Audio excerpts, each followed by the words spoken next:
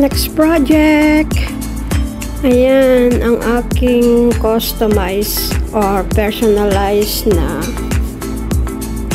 cross stitch. So, yan ang aking gagawin. So, ito yung materials. Daming sinulid, guys. Ayan. So, ito ang next project ko. So, I will gonna start today. Paunti-unti na naman hanggang sa matapos. So, ayan. Ayan yung face na gagawin ko. Ayan yung face ko. Hopefully, magandang outcome. Ayan ang original photo, guys. Ito yung itatahin na sinulid. Dami.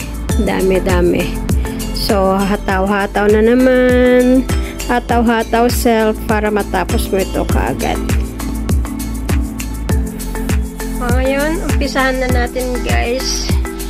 Since dito yung from right to left kasi ako. So, ayan. Itutusok ko dito sa may likod. At kailangan, guys, na pantay lahat yung dulo ng sinulid para hindi nakausli. So, ayan.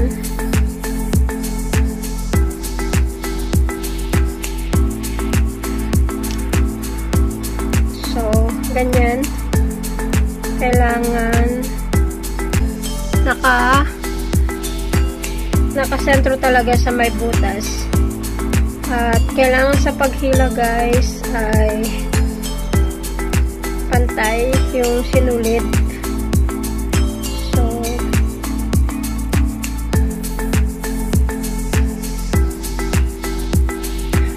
So ayan. Ayan na yung numpisahan ko, guys. So, update ko kayo time to time sa matatapos ko or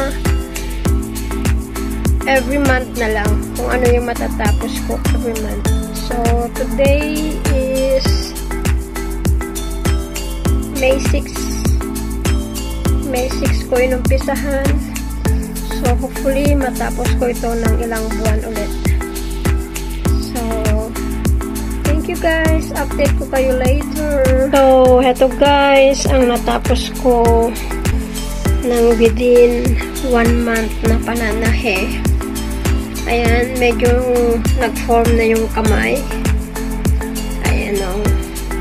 Tinuna ko itong baba na area, guys, para mas maganda kung pataas. Kasi gawa ng left hand akong manahe. So, ayan. Medyo marami-rami pa. Baka abutin pa ito ng 3 months, guys, bago ko matapos. Kasi during free time ko lang naman ito ginagawa. Pero visible na kung ano yung natapos ko, guys. Ayan o. Sa may baba na area. At nandito na rin ako. Ayan. Yung black ang natapos ko. So, pataas yan ang pananahi ko hanggang sa matapos. So, nandito na ako sa part na ito. Ayan. Diyan. So, ayan. Yung mga iba pang natapos ko. So, another update will be coming soon. Will be coming soon. Soon again ang next update, guys, after a month. After a month again ng pananahe. So, ayan. Thank you for watching. Ito na, guys, ang nagawa ko for 2.5 months na pananahi ko during my free time. So, ayan. Nakikita na rin yung ganda. Ayan.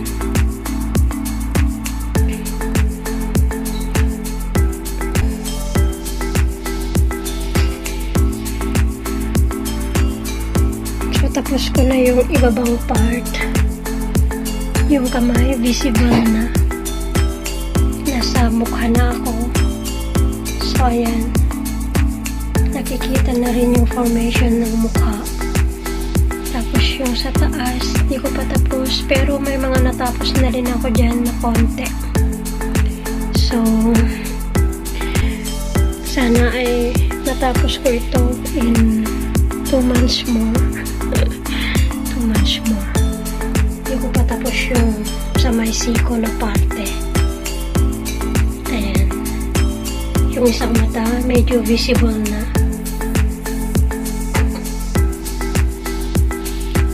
Update ko ulit kayo later pag nakatahi ulit ako ng within a month. So, ito na yung update guys sa ginagawa ko. Tinatahi kong cross stitch. Ito ay personalized cross stitch. So, natapos ko na ang 3/4 sa pattern. So, nandito na ako sa area na to.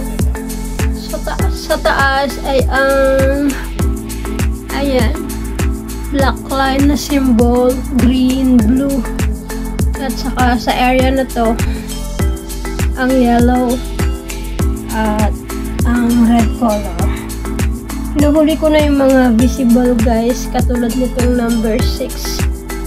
Yan na ang huling itatahi ko. Yan ay black color. So, ayan. At titignan ko na lang pag natapos ko yung maramihan pa na symbol. Bali, finalize ko yung mga nalaktawan ko. Katulad niya, no, yung kulay blue. Ayan. So, ayan ang update, guys. O, diba? Ang ganda. Ang ganda.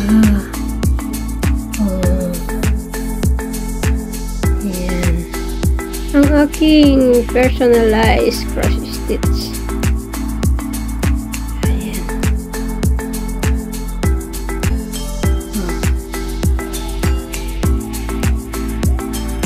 Guess sino ang nasa larawan. So, ito na yung latest update guys sa tinatahi ko. O, ayan. Sorry, hindi ko na-update time to time kung gaano katagal ko na itong tinatahi. May nabisi kasi rin ako dahil naging alagain si amo. At kaya konti-konti na lang. Yung bagas pasingit-singit na lang yung pananahi ko. So, yan yung upper part. Tapos ko na konting kulay blue at saka yung iba pa dyan na di gaano visible na symbol, tapos yung green, yung yellow at saka yung pink. Talagang sinadya kong ihuli yung pink guys kasi napaka visible niya, mas madali na lang yung tahiin. At ayan, tinatahi ko na rin, tinitignan ko yung mga nalagpasan ko na symbol kasi gaano man ang pag-iingat, mayroon pa rin hindi nakikita. Kaya, ayan. Sa lower part, ay tapos ko na. Ayan. So, hopefully, at sisikapin ko, within a month, ay matapos ko na to. At, makapag-start ulit ako sa ibang design na andyan, na stock na designs na binili ko noon. Kasi hindi rin biro guys ang mag-cross stitch, lalo na sa akin at during free time. Kung walang free time, hindi ako nakakapanahi. So, ayan. So, hopefully in 1 month matapos ko na to. So, ayan. Isang symbol na lang tinatahi ko guys. So, ayan. Ang kulay pink. Hopefully, in 2 days, matapos ko yan. At may pakita ko sa inyo ang kinalabasan ng ginagawa ko.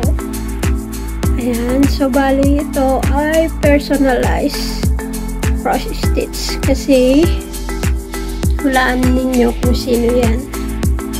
O, diba? Ayan. Kuha ko rin yung nasa larawan. Ayan. The same sa picture na pinagawa ko, guys. Ipapakita ko sa inyo yung original na photo na pinagawa ko na cross stitch. So, ayan. Update, guys, sa ginagawa kong personalized cross stitch. So, bale, ito na lang yung hindi ko natapos. Tatapusin ko to sa araw na to para may pakita ko na sa inyo kung ano yung final finished product. So, ayan. Update ko kayo soon pag natapos ko ang natitirang symbol. Finally, natapos ko din ang personalized cross stitch na ginagawa ko. Oh, diba? Ayan. Yan yung mukha. Yung model. Joke. Oh, diba? Lalabhan ko na to at papakita ko din sa inyo yung final na talaga pag natanggal na yung mga markings. Ayan. Oh, diba? I'm so happy na nakatapos na naman ako ng isang design. And most of it, yan ay larawan ko. Ito na ang final product after washing it.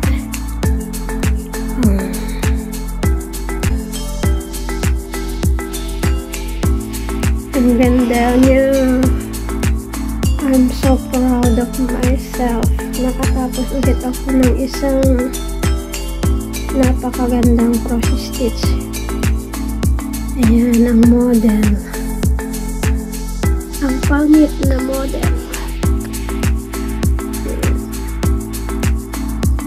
Ayan, thank you Lord. Start na ako sa next project ko. So, ayan. Thank you God. Bunga ito ng sipag at tiyaga ko. Ayan.